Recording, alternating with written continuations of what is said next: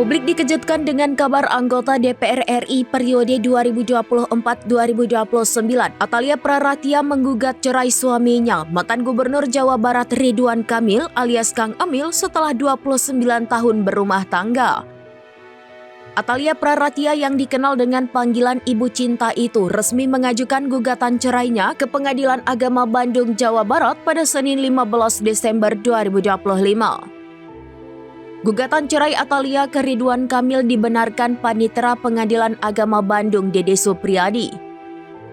Dede menyebut bahwa Atalia mendaftarkan gugatan cerai melalui kuasa hukumnya belum lama ini.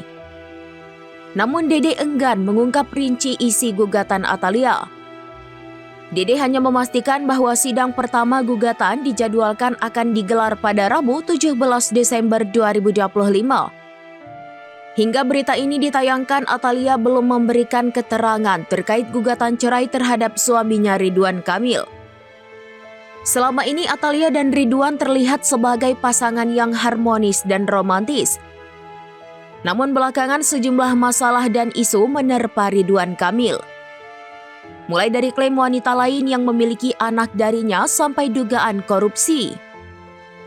Ridwan Kamil lewat kuasa hukumnya Muslim Jaya Butar-Butar akhirnya buka suara mengenai awal dan pemicu keretakan rumah tangganya.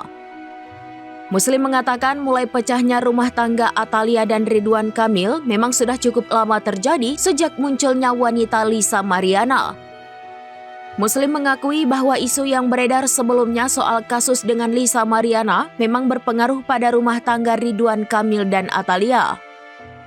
Meski begitu, kata Muslim, dirinya tidak menangani perkara perceraian Ridwan Kamil karena konsentrasi kasus Ridwan Kamil di Bareskrim.